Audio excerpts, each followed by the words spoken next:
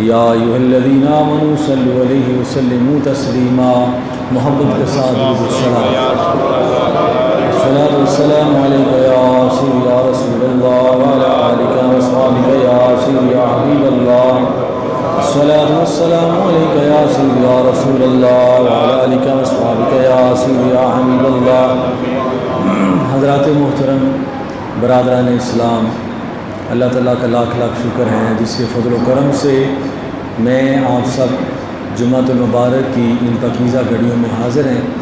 اللہ تعالیٰ سے دعا ہے کہ اللہ تعالیٰ میری آپ سب کی حاضری قبول فرمائے، جو سنے سنائے اس پر ہم سب کو عمل کرنے کی توفیق عطا فرمائے۔ پچھلے جمعۃ المبارک میں سورہ المؤمنون کی 3-4 آیات کا ترجمہ اور مختصر سی تشریح آپ کے سامنے میں نے بیان کی تھی، اور اگلا جو آیا کریمہ ہے اس کے متعلق اس کا ترجمہ اور مختصر تشریح آپ کے سامنے میں بیان کرنے کی سعادت حاصل کروں گا۔ اللہ تعالیٰ ہم سب کو عمل کرنے کی توفیق عطا فرمائے۔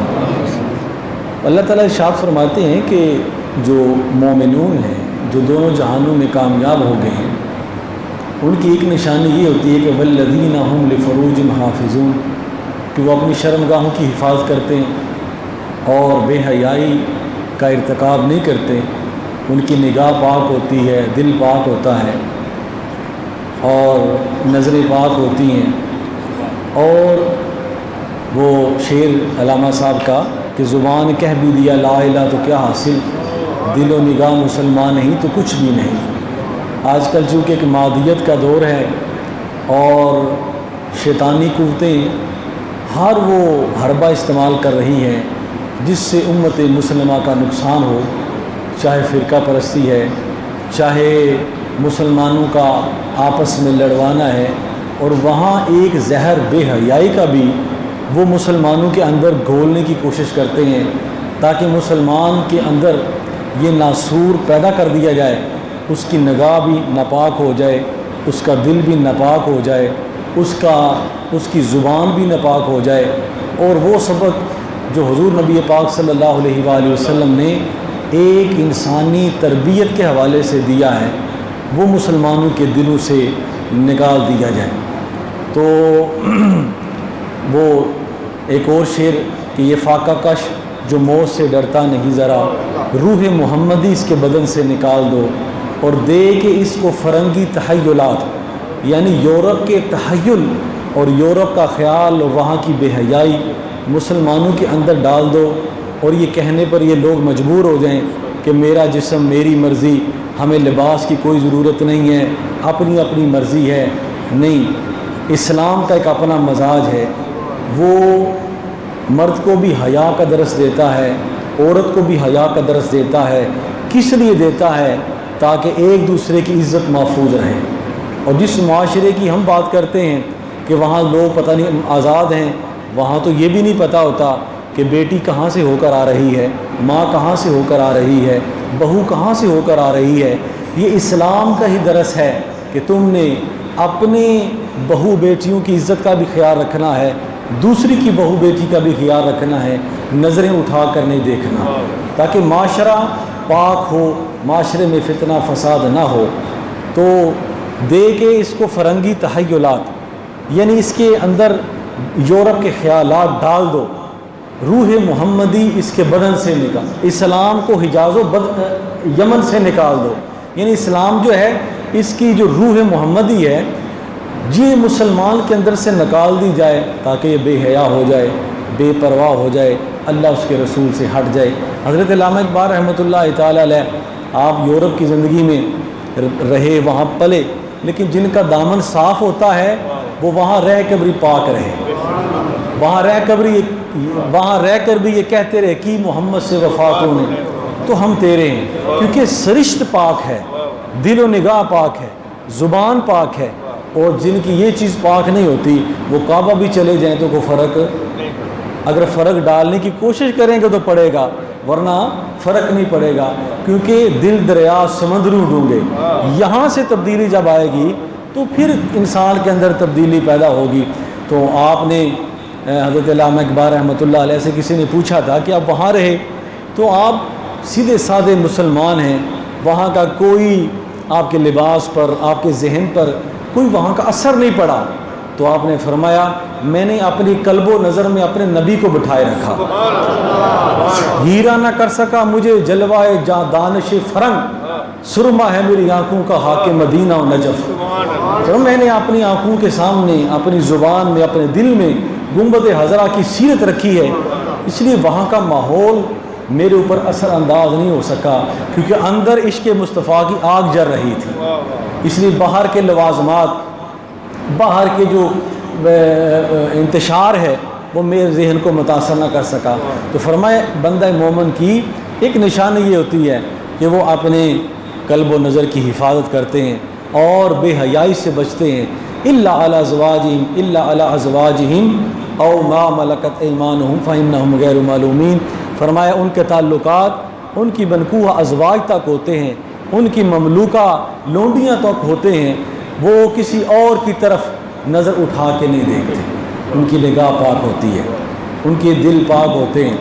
تو حضرت امام احمد رضا بریلوی رحمۃ اللہ علیہ ایک دفعہ چھوٹے سے بچے تھے، تو انہوں نے وہ نکر سی پہنی ہوئی تھی، گلی سے گزر رہے تھے، غربت کا زمانہ تھا، تو چھوٹے بچے تھے، تو سامنے سے کچھ خواتین آ گئیں، تو انہوں نے اپنی آنکھوں پر ہاتھ رکھ لیا، تو ایک عورت نے کہا احمد رضا یہ جب وہ قمیض اٹھائی نا تو قمیض اپنی آنکھوں پر رکھ لی اور نیچے سے وہ ننگے ہو گئے، تو عورتوں نے کہا احمد رضا آنکھیں تو تم نے چھپا لی، نیچے سے تم ننگے ہو گئے۔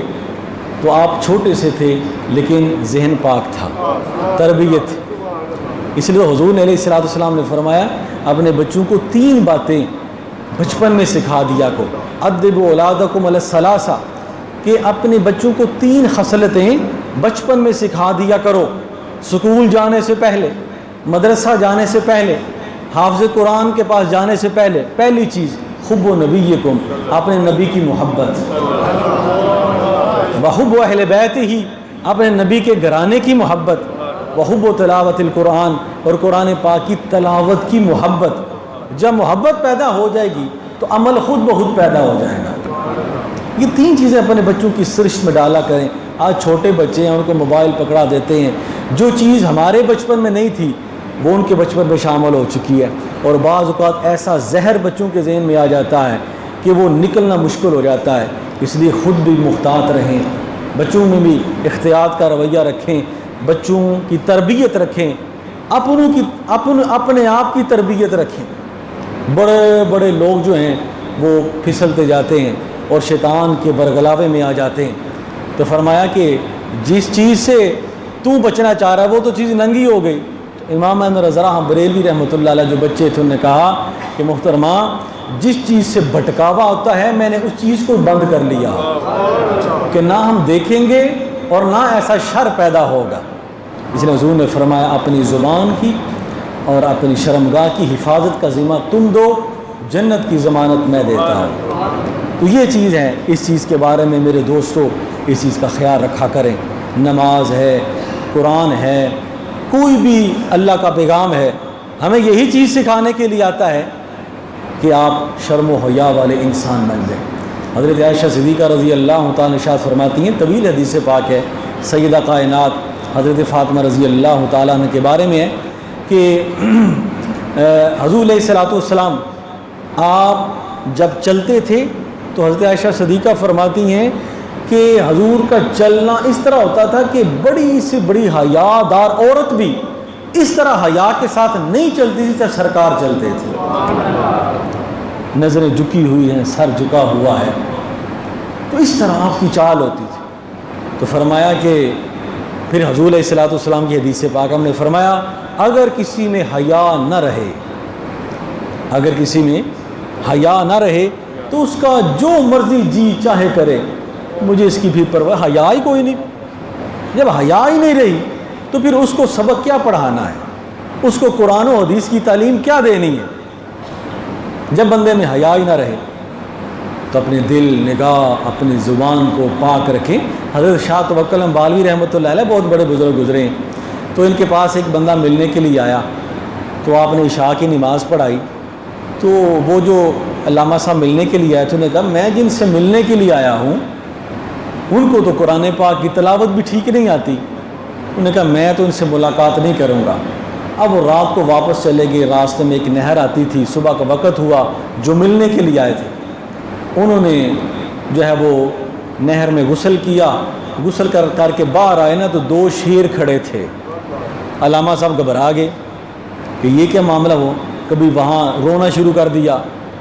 اب حضرت شاہ توکل امبالوی رحمۃ اللہ تعالی علیہ کی مسجد قریب تھی تو آپ باہر آئے مسجد سے. دیکھا کہ وہی علامہ صاحب جو رات کو آئے تھے وہ رو رہے. دیکھا کہ 2 شیر پاس کھڑے ہیں اور علامہ صاحب نہر کے اندر ہی موجود ہیں, باہر نہیں آنے پا رہے. تو آپ نے شیروں کو اونچی آواز میں کہا کہ اللہ کے کتوں میرے مہمانوں کو تنگ نہ کیا کر. وہ سارے دو شیر تھے وہ بھاگ گئے. وہ جو علامہ صاحب تھے وہ دوڑ کر حضرت شاہ توکل امبالوی رحمۃ اللہ علیہ کے قدموں میں گرے. وہ کہنے کہ حضور یہ مجھے کاٹنے کو دوڑ رہے تھے اور آپ نے 2 جملے بولے وہ بھاگ گئے, اس کی وجہ کیا ہے؟ تو آپ نے فرمایا, ہم نے فرمایا قاری صاحب آپ نے اپنی زبان کو ٹھیک کیا ہے, ہم نے اپنے دل کو ٹھیک کیا ہے. اور جو اپنے دل کو ٹھیک کرتا ہے جنگل کے شیر بھی اس کی کہا مانتے ہیں, ان کی باتوں کو تسلیم کرتے ہیں. تو فرمایا کہ وہ کیا ہے, بے حیائی سے بچتے ہیں. وَمَنِ ابْتَغَىٰ وَرَاءَ ذَٰلِكَ وَأُولَٰئِكَ هُمُ الْعَادُونَ. جو اللہ کی حدوں کو کراس کرتا ہے, جو بے حیائی کا ارتکاب کرتا ہے, اللہ پاک فرماتے ہیں وہ حد سے گزرنے والا ہے, وہ باغی ہے. اللہ نے ایک حکم دیا ہے کہ تم نے ایسا نہیں کرنا. اللہ نے تمہیں یہ پیغام دیا تم نے ایسا نہیں کرنا. تم کون ہوتے ہو کہ اپنی طرف سے اپنا قانون بنانے والے؟ تم کون ہوتے ہو اپنی طرف سے جو ہے وہ اپنے احکامات جو اللہ اس کے رسول نے فرما دی اسی پر لبیک کہو, وہی ہمارے لیے بہتر ہے. اور دیکھیں جو بندہ بے حیائی کا ارتکاب کرتا ہے اس کا نقصان اسے بالآخر برداشت کرنا پڑتا ہے. جو عورتیں یہ نعرہ لے کر نکلی تھی میرا جسم میری مرضی, ان کا نقصان انہیں بھگتنا پڑا. اس کا جو بھرم ہے, ہمارا بھرم اسی میں ہے کہ ہم اللہ اس کے رسول کے احکامات کے تابع رہیں. اس میں ہماری شرم ہے, اسی میں ہماری بقا ہے. تو فرمایا کہ اللہ کی حدود کو پھلانگے نہیں, اس کی حدود کے اندر رہیں, اس کو کراس نہ کریں. فرمایا والذین هم لأماناتهم وعہدہم راعون. اور اللہ کے جو بندے ہیں جو ایمان والے ہیں وہ امانتوں کی حفاظت کرتے ہیں اور وعدوں کی پاسداری کرتے ہیں. جو ان کے پاس امانت رکھی جائے اس کی حفاظت کرتے ہیں. یہ رب نے زندگی بھی ایک امانت دی ہے, اس کو اسی طرح لٹانا ہے جس طرح اس نے دی ہے. جب ہم دنیا میں آئے تھے ہمارے اوپر کوئی گناہ نہیں تھا, کوئی ایسی بات نہیں تھی. وہ مرتے وقت اسی طرح اپنی امانت واپس لینا چاہے گا جس طرح اس نے دی تھی. لیکن غور کریں کیا ہماری زندگی ویسی چل رہی ہے؟ اس پر کون کون سی کلنک لگ چکی ہے, اس کو صاف کریں. یہ امانت بھی ایک نہ ایک دن رب کے حضور واپس کرنی ہے, یہ ہماری نہیں ہے. للہ ما فی السماوات و ما فی الارض. جو کچھ آسمان و زمینوں میں سب اللہ کا ہے, اسی نے بنایا ہے. ہم بھی اسی کے انا للہ و انا الیہ راجعون, اسی کی طرف لوٹنا ہے. بڑے بڑے بادشاہ دنیا سے گئے تو حال ہی یاد, اسکندر اعظم جو دنیا سے گیا اس نے کہا 3 جو ہے وہ حصے دنیا کا میں بادشاہ تھا, لیکن جب میں دنیا سے جاؤں میرے ہاتھ کفن سے باہر رکھنا. وجہ نے کہا وجہ یہ ہے کہ دنیا کو پتہ چلے میں خالی ہاتھ جا رہا ہوں, میرے پاس کچھ نہیں. تو ساری بادشاہی ہوا احکم الحاکمین اسی کی ہے. تو فرمایا امانتوں کی حفاظت کرو, چاہے ظاہری امانت ہے چاہے دینی امانت ہے. جو تمہارے ذمہ ہے اللہ تعالیٰ نے اس کے بارے میں تم سے سوال کرنا ہے. لیکن اللہ تعالیٰ معافی کر دے تو بہتر ہے, ہم اس کے سوال کے جواب دینے کے قابل نہیں ہیں. امام احمد رضا بریلوی کا شعر ہے کہ رضا سے کیا حساب لینا, رضا بھی کوئی حساب میں ہے. فرمایا میں تو احمد رضا کسی حساب میں ہوں ہی نہیں, تو میرا حساب اللہ نے کیا لینا, میں تو کسی کھاتے میں نہیں. یہ ان کی عاجزی تھی. جب وہ پوچھنے پہ آتا ہے, جب وہ پوچھنے پہ آئے گا تو سارے پکڑے جائیں گے, نہیں سمجھ آئی. تو اللہ تعالیٰ کی اس جو ہے وہ انصاف سے عدل سے ڈرنا چاہیے, ورنہ ہمارے پلے کچھ بھی نہیں ہے. اگر اس نے پوچھ لیا میں نے تمہیں علم دیا، میں نے تمہیں مال دیا، جوانی دی، کہاں صرف کیا؟ تو فرمایا امانتوں کی حفاظت کرو، وعدوں کی پاسداری کرو، جو وعدہ کرتے اسے پورا کرو۔ اللہ پاک نے فرمایا بندے ایک وعدہ تو نے بھی مجھ سے کیا ہے، اس کے متعلق بھی میں تم سے سوال کروں گا، اس وعدے کو پورا کیا ہے یا نہیں کیا؟ اس سے بھی سوال ہوگا۔ بندوں سے جو وعدے کرتے ہو اس کو بھی پورا کرو۔ یہ ایسی چھوٹی چھوٹی باتیں ہیں، اگر ہم اسے اپنے اندر اس کو لاگو کریں ہمارا معاشرہ سونا بن جائے گا۔ صحابہ کرام اہل بیت اطہار کی زندگی کو دیکھیں کہ ان میں یہی خصوصیات تھیں۔ وہ معزز تھے زمانے میں مسلمان ہو کر، ہم خار ہوئے تارک قرآن ہو کر۔ تو ان چیزوں کو اپنی زندگی میں لائیں۔ فرمایا والذین هم علی صلاتہم صلوات یحافظون، اور جو ایمان والے ہیں وہ اپنی نمازوں کی حفاظت کرتے ہیں۔ ایک ہوتا ہے نماز پڑھنا، ایک ہوتا ہے نماز کی حفاظت کرنا۔ یہ نہیں فجر پڑھی چلو خیر ہے، نہیں، 5 ہیں تو 5 نمازوں کی حفاظت کرو۔ پھر نماز جیسے پڑھنی ہے جس طرح اللہ کے نبی نے فرمایا اسی طرح پڑھو۔ حضور نے فرمایا نماز میں چوری نہ کیا کرو۔ صحابہ نے عرض کی یا رسول اللہ نماز میں چوری؟ یہ درہم دینار کی چوری تو ہم نے سنی ہے، نماز میں چوری کیا ہے؟ فرمایا کبھی رکوع میں صحیح نہیں پڑھتے، کبھی سجدہ صحیح نہیں کرتے، کبھی نماز پڑھ رہے ہو موبائل کی ٹون ایسے لگی ہوئی ہے، کبھی تسبیح صحیح نہیں پڑھتے۔ فرمایا یہ نماز کی چوری ہے، نماز کو احسن طریقے سے ادا کرو، ایسی نماز پڑھو جیسے اللہ کے نبی نے ارشاد فرمایا۔ تو فرمایا کہ وہ نمازوں کی حفاظت کرتے ہیں، نمازوں کی حفاظت کرتے ہیں۔ فرمایا پھر ایسے ایمان والوں کو کیا ملے گا؟ فرمایا اولئک هم الوارثون، یہی مومن وارث ہیں۔ یا اللہ کس چیز کے وارث ہیں؟ الذین یرثون الفردوس، یہ جنت الفردوس کے وارث ہیں۔ جن بندہ ایمان والوں میں یہ خصوصیات پائی جاتی ہیں، نماز میں خشیت ہے، شرمگاہ کی حفاظت ہے، امانتوں کی حفاظت ہے، وعدوں کی پاسداری ہے، تو فرمایا یہ جنت الفردوس کے وارث۔ 8 جنتیں ہیں لیکن ساری جنتوں کی سردار جنت الفردوس ہے۔